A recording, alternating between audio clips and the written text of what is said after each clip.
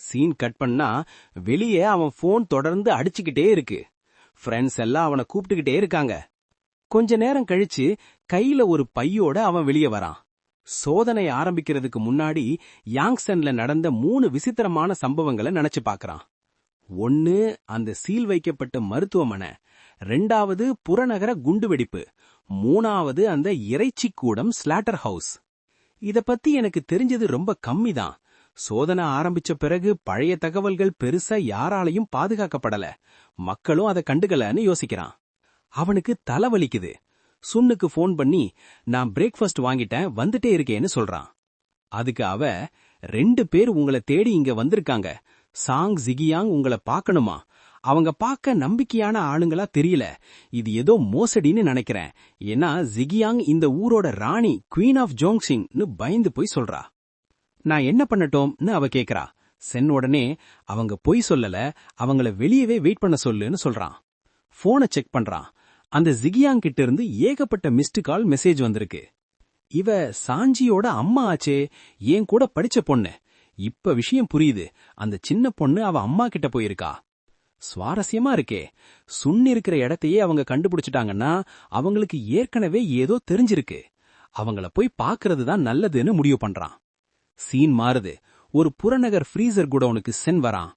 வழியில ஜிகியாங்க பத்தி யோசிக்கிறான். வறுமையிலிருந்து வந்து இன்னைக்கு யாங்சன்லயே பெரிய பணக்காரி. சட்டபூர்வமாகவும் சரி, இல்லீகல் தொழிலையும் எல்லாத்திலையும் கில்லி. சோதனை ஆரம்பிச்ச பிறகு அவங்களுக்கு ஏ லெவல் சக்தி கிடைக்கும். சீக்கிரமே இந்த ஊரையே தன் கட்டுப்பாட்டுக்குள்ள கொண்டு வந்து உண்மையான ராணியாவே மாறிடுவாங்க. போன ஜென்மத்துல இவங்கள நான் தூரத்துல இருந்து வியந்து பார்த்திருக்கேன். ஆனா இப்போ நிலைமை வேற. சோதனை ஆரம்பிக்கிறதுக்கு முன்னாடியா இவங்களை என் டீம்ல சேர்த்துக்கிட்டா நான் நிறைய சாதிக்கலாம். உள்ள போறான். ஒரு காரிடார்ல ஜிகியாங் அவனுக்காக காத்திருக்காங்க. அவங்க பாடிகார்ட் மரியாதையா வழிவிடுறான். உங்களை இவ்ளோ தூரம் வர சொன்னதுக்கு மன்னிச்சிடுங்க, என்னால இப்போ வெளியே வர முடியாத சூழ்நிலைன்னு அவங்க சொல்றாங்க. ஏதாவது முக்கியமான விஷயம் பேசணுமான்னு சென் கேக்குறான்.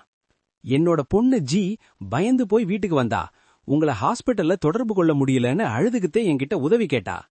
என் பொண்ணை இந்த அளவுக்கு பதற வச்ச அந்த தைரியமான ஆம்பளை யாருன்னு பார்க்கதான் உங்களை வர சொன்னேன். அப்படி என்னதான் உங்ககிட்ட இருக்குன்னு கேக்குறாங்க. எனக்கு இந்த மாதிரி சுத்தி வளைச்சு பேசுறதெல்லாம் பிடிக்காது, உங்க உண்மையான நோக்கம் என்னன்னு நேரா சொல்லுங்கன்னு கெத்தா கேக்குறான். பரவாயில்லையே, நேரடியா பேசுறீங்க. சரி, நானும் நேரடியாவே கேக்குறேன். எங்க குடும்பத்துல ஒருத்தரா இணைய உங்களுக்கு விருப்பமா? என் பொண்ணு ஜிய பிடிச்சிருந்தா நீங்க என் மருமகனாகலாம்னு அதிரடியா ஒரு ஆஃபர் தராங்க. நான் என்ன பண்ணிட்டேன்னு எனக்கு இந்த வாய்ப்பு தரீங்கன்னு அவன் கேக்குறான். ஹாஸ்பிட்டல்ல நீங்க பண்ண அந்த வீரதீர சாகசத்தை பார்த்த பிறகு யார் மனசுதான் மாறாதுன்னு அவங்க சொல்றாங்க. ஹாஸ்பிட்டல்னு சொன்னதும் அப்படியே உறைஞ்சு போறான். நான் தான் அங்க இருந்த கேமரா, கரண்ட் எல்லாத்தையும் அழிச்சிட்டேனே, இவங்களுக்கு எப்படி தெரியும், அவ்வளவு சீக்கிரம் என்னை எப்படி கண்டுபிடிச்சாங்கன்னு ஷாக் ஆகுறான். என்ன சாதாரண ஆளா எடை போடாதீங்க மிஸ்டர் சென்னு அவங்க வார்னிங் கொடுக்கற மாதிரி ஒரு பார்வை பாக்குறாங்க. அவ லிப்ட் கிட்ட நடந்து போய் ஃபர்ஸ்ட் ஃப்ளோர் பட்டனை அமுக்குறா.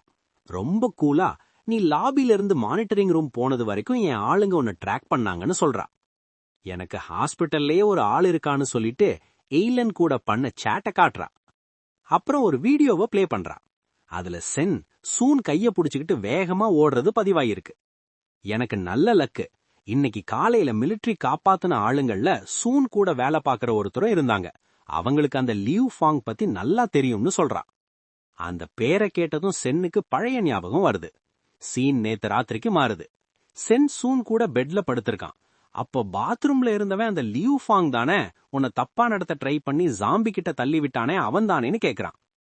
அவன் ஆமான்னு சொல்லிட்டு என்னை தள்ளி விட்டுட்டு ஜன்னல் வழியா குதிச்சு தப்பிக்க பார்த்தான். ஆனா ஜாம்பிங்க அவனை கவ்வி புடிச்சு கண்ணாடியில மோத விட்டுட்டாங்க.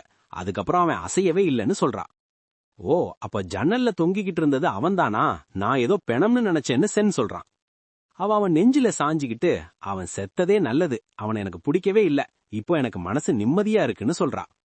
கொஞ்ச நேரம் கழிச்சு வெக்கத்தோட நம்ம கண்டினியூ பண்ணலாமான்னு கேக்குறா. சென் அவகிட்ட இப்ப வேணாம் விட்டுரு, நீ ஃபர்ஸ்ட் டைமர்னு நான் எதிர்பார்க்கல, நீ கத்துனதே எனக்கு கஷ்டமா இருந்துச்சுன்னு சொல்றான். அவ கூச்சத்தோட சாரி கேக்குறா. பரவாயில்ல, நமக்கு நிறைய டைம் இருக்குன்னு அவன் சமாதானம் பண்றான். ஆனா அவ டக்குன்னு எந்திரிச்சு, இல்ல, என்னை காப்பாத்துனவங்களை இன்னைக்கு நான் சந்தோஷப்படுத்தியே தீருவேன்னு அடம் பிடிக்கிறா. சீன் மீண்டும் நிகழ்காலத்துக்கு வருது. பழைய நினைப்புல இருந்து சென் வெளியில வரான். இப்ப குடோன்ல லிப்ட் கிட்ட வந்துட்டாங்க. அவன் சாங் கிட்ட தனிமைப்படுத்தப்பட்டவங்க எங்க இருக்காங்கன்னு சொல்ல முடியுமான்னு கேக்குறான். அந்த தகவல் என் ஆளுங்க கிட்ட இருக்கு, நான் அதை தர தயார் தான், ஆனா அப்படின்னு இழுக்கிறான். நீங்க என்ன குறைச்சி எடை போடுறீங்கன்னு அவன் சொல்றான். ஒரு தகவல் வச்சு உங்க மதிப்பை ஈடுகட்ட முடியாதுதான், ஆனா என்னால அப்படின்னு அவ சொல்ல வரும்போதே அவன் இடைமறிக்கிறான். நீங்க தப்பா புரிஞ்சுக்கிட்டீங்க, என்ன பத்தி உங்களுக்கு தெரியாதது நிறைய இருக்கு. தெரிஞ்சிருந்தா நான் உங்க ஆளா ஆகணும்னு நினைக்க மாட்டீங்க, நீங்க தான் எனக்கு சொந்தமாகணும்னு புரிஞ்சுப்பீங்கன்னு கெத்தா சொல்லிட்டு திரும்புறான். சொன்னதோட நிக்காம அவனோட மியூட்டன்ட் வைரஸ் சக்தியை ஆன் பண்ணி காட்டுறான். அத பார்த்து அவ ஷாக் ஆகி இது ஜாம்பி வைரஸோட அடுத்த கட்டமான்னு கேக்குறா. அவளோட பாடிகார்ட் ஸ்வாங் உடனே அவங்களுக்கு முன்னாடி வந்து தடுக்கிறான். சென் கையசைச்சு ஒரு பெரிய எனர்ஜியை உருவாக்கி, நீங்க தப்பா நினைக்கிறீங்க, நீங்க என் பொண்ணா மாறினா இது என்ன சக்திங்கிற உண்மைய சொல்றேன்னு ஆஃபர் விடுறான். வெறும் இந்த நகங்களை வச்சு என்ன மைக்கரலாம்னு பாக்காதீங்கன்னு அவ சொல்றா. உங்க கூட தான் ஒரு அழகான இளமையான நர்ஸ் இருக்காளே, அப்புறம் ஏன் என்ன மாதிரி வயதான ஒருத்தங்க மேல ஆர்வம்னு கேக்குறா. அதுக்கு அவன், அழகான முதிர்ந்த பொண்ணோட ஈர்ப்புல இருந்து எந்த ஆம்பளையாலையும் தப்பிக்க முடியாது, ஒவ்வொருத்தருக்கும் ஒரு பலம் இருக்கு. உலகம் அழிய போற இந்த நேரத்துல அந்த சூனை விட உங்களால தான் எனக்கு அதிகம் உதவி செய்ய முடியும்னு சொல்றான். அவன் கிட்ட போய் அவங்க முகத்தை மெதுவா பிடிக்கிறான். என்ன, உலகம் அழிய போகுதா? ஏதோ 4 சாந்தி சுத்துறத வச்சு இப்படி சொல்றீங்கன்னு அவ அலட்சியமா சொல்றான். ஜாம்பிகளா? அதெல்லாம் ஒரு வார்ம்-அப் கூட கிடையாதுன்னு அவன் சொல்றான். வார்ம்-அப்பா? உங்களுக்கு நிறைய விஷயம் தெரிஞ்சிருக்கு போலன்னு புருவத்தை உயர்த்தி கேக்குறா. நீங்க நினைக்கிறத விட அதிகம் தெரியும்னு அவன் சொல்றான். நாங்க அவ்வளோ ஈஸியா அடிபணிய மாட்டோம், அதுக்கு பதிலா நம்ம ஒரு கூட்டணி வைக்கலாம், ஏன் ஆதரவு உங்களுக்கு, உங்க தகவல் எனக்குன்னு டீல் பேசுறான். கைய குலுக்கி ஒத்துக்கிறாங்க. இந்த யாங்சென் ராணிய வளைக்கிறது சாதாரண விஷயம்னு இவனுக்கே புரியுது. அவ அத பெருமையா ஒத்துக்கிட்டு, என்ன ஜெயிக்கக்கூடிய ஒரு ஆம்பளைய சந்திக்க நானும் ஆசையா இருக்கேன், தொடர்ந்து முயற்சி பண்ணுங்கன்னு சொல்றா. திடீர்னு தூரத்துல துப்பாக்கி சுடுற சத்தம் கேக்குது. 2 பேரும் அதை கவனிக்கிறாங்க. என்ன நடக்குது? துப்பாக்கி சத்தமான்னு சென் கேக்குறான். ஜிகியாங் சொல்றா, நேத்து ராத்திரி ராணுவ கமாண்டர் ஹுவாங் கேப்டன் ஷியாவோவை என்கிட்ட பேச்சுவார்த்தைக்கு அனுப்பினாரு. ஹாஸ்பிட்டல் இருந்து காப்பாத்தினவங்களையும் பிடிச்ச ஜாம்பிங்களையும் வைக்க என்னோட சில ஃப்ரீசர் குடோன்களை கேட்டாங்க. வெறும் 30 ஜாம்பிங்க தான் இருக்கு, அதுவும் அந்த குளிர்ல அதால பெருசா அசைய முடியாது. அங்க பாதி படைப்பிரிவு பாதுகாப்புக்கு இருக்கு, என்ன பிரச்சனை வரப்போகுதுன்னு அவங்க யோசிக்கிறாங்க. ஆனா சென்னுக்கு சந்தேகம் வருது. குளிர்ல ஜாம்பிங்க வேகம் குறையும் தான், ஆனா கடுமையான குளிர்ல ஜாம்பிங்க உருமாற்றம் அடையிற வாய்ப்பு அதிகம்னு அவனுக்கு தெரியும். திடீர்னு சிஸ்டம் விண்டோ ஓபன் ஆகி ஒரு புரியாத செய்தியை காட்டுது. அது பழைய காலத்து இமேஜ் மாதிரி இருக்கு. ஒருவேளை இதுதான் அந்த புறநகர் குண்டுவெடிப்பு நடந்த இடமா இருக்குமோன்னு அவனுக்கு தோணுது. உடனே வாங்க சீக்கிரம் போய் என்னன்னு பார்க்கலான்னு சொல்லிட்டு முன்னாடி போறான். எப்படிப்பட்ட மியூட்டேஷன் அங்க இருக்குன்னு பார்க்கணுமேன்னு அவனுக்கு ஆர்வம். அந்த இடத்துல ஒரே கலவரம். ஒரு காவலாளி மியூட்டன் ஜாம்பியை சூட்டுக்கிட்டே இருக்கான். அது மக்களை எல்லாம் தாக்கிக்கிட்டு இருக்கு. கையெறி குண்டை கொடுக்கலா, அது வாய்க்குள்ளேயே போடுங்கன்னு கத்துறான். ஜனங்க அலறி அடிச்சு ஓடுறாங்க. அந்த மியூட்டன்ட் ஒரு காவலாளியை புடிச்சு வச்சிருக்கு, பயங்கரமா கர்ஜிக்குது. கேப்டன் ஷியாவோ, நம்ம துப்பாக்கி குண்டெல்லாம் அதுக்கு ஒரு சேதாரத்தையும் ஏற்படுத்தல, சின்ன சின்ன குழுவா பிரிஞ்சு 4 பக்கமும் இருந்து அதை திசை திருப்புங்க, உதவி வர்ற வரைக்கும் புடிச்சு நிப்பாட்டுங்கன்னு கத்துறாரு. ஜிகேங் அவர்கிட்ட போய் ஷூட்டிங்கை நிப்பாட்டிட்டு பின்வாங்க சொல்லுங்கன்னு சொல்றாங்க. என்ன சொல்றீங்க? நான் ஒரு ஷாக் ஆகி கேக்குறாரு. இத உங்களால ஒன்னும் பண்ண முடியாது, சும்மா உங்க ஆளுங்க சாக வேண்டாம், முதல்ல இங்க இருக்கிற ஊழியர்களையும் ஹாஸ்பிட்டல்ல இருந்து வந்தவங்களையும் காப்பாத்திக்கிட்டு போங்கன்னு சொல்றாங்க. தப்பிக்க முடியாது மேடம், அது ரொம்ப வேகமா இருக்கு, யாராவது அதை தடுத்து நிறுத்தினாதான் மத்தவங்க தப்பிக்க முடியும்னு அவர் சொல்றாரு. அப்போ லூலிங்கிற பொண்ண அந்த மியூட்டன்ட் பிடிக்க போகுது. அவ பயந்து கீழே விழுந்துடுறா. ஜிகியாங் உறுதியா, நான் சொல்றத கேளுங்க, அந்த மான்ஸ்டரை பத்தி கவலைப்படாதீங்க, அதை கவனிச்சுக்க ஒரு ஆள் இருக்கான்னு சொல்றாங்க. சரியான நேரத்துல சென் அங்க வந்து அந்த மியூட்டன்ட் முன்னாடி நிக்கிறான். இது அந்த பொண்ணுங்களையும் ஊழியர்களையும் காப்பாத்த ஒரு கேப் கிடைக்குது.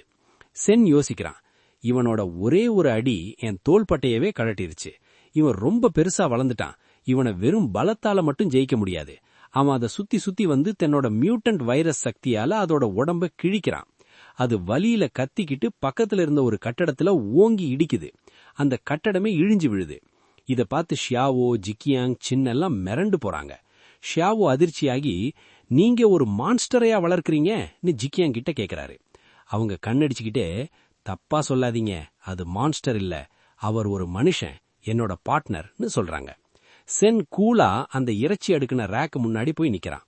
அந்த மியூட்டன்ட் அவனை பார்த்து கர்ஜிக்குது. சென் நக்கலா, சே, இவ்வளோ நல்ல சாப்பாடையெல்லாம் வீணாக்கிறியேடான்னு சொல்றான்.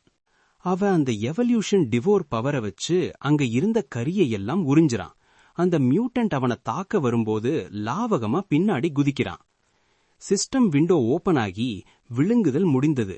நிறைய உறைந்த மாட்டுக்கறி ஃப்ரோசன் பீஃப் உறிஞ்சப்பட்டதுன்னு காட்டுது. அடுத்த மெசேஜ் வருது. பிளாக் லைட் வைரஸ் பரிணாமம் அடைஞ்சிருக்கு, பலமும் தாங்குற சக்தியும் கூடியிருக்கு. அவன் இது நல்ல குவாலிட்டி கறி போல, என் ஸ்டாமினா மட்டும் ஏறல, என் சக்தியும் லெவலப் ஆகிருச்சு, தீர்ந்து போன எனர்ஜி திரும்ப கிடைச்சிருச்சுன்னு சொல்றான். காத்துல மிதந்துகிட்டே அந்த மியூட்டன்ட்ட வெட்டுறான். அது இவனை சும்மா கைகால ஆட்டுறான்னு நினைக்குது. ஆனா இவன் கெத்தா, இப்போ நீ சாகுற நேரம் வந்துருச்சுன்னு சொல்லிட்டு நேரடியா தாக்குறான். அது மேல ஏறி சரியான டைமிங்ல சதைய கிழிச்சு தள்ளுறான். அது வலியில அலறுது. மறுபடியும் அந்த விழுங்குதல் சக்திய ஆன் பண்றான். அவனோட டென்டக்கிள்ஸ் வெளியில வந்து அந்த மிருகத்தை மொத்தமா இறுக்கி பிடிக்குது. ஷியாவோ இத பார்த்து மிரண்டு போய் இப்படியெல்லாம் நடக்க வாய்ப்பே இல்லையேன்னு புலம்புறாரு. சென் கூலா, நீங்க பாக்குறதுக்கு பேருதான் பரிணாம வளர்ச்சி, எவல்யூஷன்னு சொல்றான். அது துடிச்சுக்கிட்டே இருக்க இவன் அதை உறிஞ்சுறான். இவன் மனுஷனே கிடையாதுன்னு ஷியாவோ அடிச்சு சொல்றாரு. ரெண்டுமே பார்க்க மான்ஸ்டர் மாதிரி இருந்தாலும் சென் வேற லெவல்னு அவருக்கே புரியுது. ஷியாவோ பயந்து போய் உடனே கமாண்டருக்கு போன் போட்டு, நான் லாவ் ஷியாவோ பேசுறேன், உதவி வந்துருச்சா, உடனே மிசைல் தாக்குதல் நடத்த பெர்மிஷன் கொடுங்கன்னு அந்த இடத்தோட லொகேஷனை அனுப்புறாரு. ஜிகியாங் அவர் தோலை தட்டி, கொஞ்சம் அமைதியா யோசிங்க, சென் நமக்கு உதவிதான் பண்றாரு, இப்ப கூட உங்க உயிரை காப்பாத்துனது அவருதான், அவசரப்பட்டு ஏதாவது பண்ணி எல்லாருக்கும் ஆபத்து வரவழைக்காதீங்கன்னு வார்னிங் கொடுக்கறாங்க. 10 நிமிஷம் கழிச்சு ஆர்மி வந்து சென்னை 4 பக்கமும் சுத்தி வளைக்குது. ஷியாவோ எல்லாரையும் கன் லோட் பண்ணி தயாரா இருக்க சொல்றாரு. ஜிகியாங் அவர்கிட்ட கொடுத்த வாக்க மறந்துடாதீங்கன்னு சொல்றாங்க. அதுக்கு அவரு, எனக்கு ஞாபகம் இருக்கு, அவரு தாக்காத வரைக்கும் நான் சுட ஆர்டர் கொடுக்க மாட்டேன்னு சொல்றாரு. சிஸ்டம் விண்டோ காட்டுது. பிளஷ் மவுண்டேன்கிற புது வகை வைரஸ் கிடைச்சிருக்கு. 500 வைரஸ் பாயிண்ட்ஸ் போனஸ். அப்புறம் வைரஸ் டேலண்ட் இன்ஜெக்ஷன் அன்லாக் ஆகியிருக்கு. ஒரு அபூர்வமான முதல் நிலை மியூட்டன்ட்ட முழுங்கினதால பிளாக் லைட் வைரஸோட எல்லா சக்தியும் பயங்கரமா அதிகரிச்சிருக்கு. சென் பவரை ஆக்டிவேட் பண்றான். ஹெவி ஹேமர்ங்கிற புது சக்தி கிடைச்சிருக்கு. அவனோட ஒரு கை அப்படியே ஒரு ராட்சத அரக்கன் கை மாதிரி மாறுது. இது செம வளர்ச்சின்னு அவனே ஒத்துக்கிறான். இன்னொரு கை பெரிய சுத்தியல் வடிவத்துக்கு மாறுது. உடம்புல பயங்கரமான சக்தி பாயறத உணர்றான். ஆனா இத டெஸ்ட் பண்ணி பார்க்கதான் இப்ப இங்க எதுவும் இல்லையேன்னு வருத்தப்படுறான். இன்னைக்கு கிடைச்சதுலயே இதுதான் பெரிய லாபம்னு மனசுக்குள்ள சொல்லிக்கிட்டு நார்மல் நிலைக்கு திரும்புறான். கையில ஒரு உருண்டையான பொருளை எடுக்கிறான். அதுதான் அந்த பிளஷ் மவுண்டைன் கோர். இத வச்சு ஹை லெவல் ஆயுதங்கள் செய்யலாம். இத கண்ட்ரோல் பண்ண தெரிஞ்சா வளரக்கூடிய ஒரு சதைச்சுவரை கூட உருவாக்கலாம். பேசாம இத தீனி போட்டு வளர்த்து இன்னொரு மியூட்டன்டா மாத்தி டெஸ்ட் பண்ணலாமான்னு யோசிக்கிறான். ஜிகியாங் அவனை கூப்பிட்டுக்கிட்டே வராங்க. அவன் டக்குன்னு அந்த கோர் பொருளை மறைச்சு வச்சுக்கிறான். அவங்க பக்கத்துல இருக்கிறவட காட்டி இது லூலின்னு அறிமுகப்படுத்துறாங்க. சென்னுக்கு அவளை உடனே அடையாளம் தெரியுது. அவ அந்த ஊர்ல பிரபலமான பத்திரிகையாளர் மற்றும் இன்டர்நெட் செலிபிரிட்டி. ஹாஸ்பிட்டல்ல என்ன ரகசியமா வீடியோ எடுத்தது நீதானான்னு கேக்குறான். அவ ஆமான்னு சொல்லிட்டு 2 தடவை என்ன காப்பாத்துனதுக்கு ரொம்ப நன்றின்னு சொல்றா.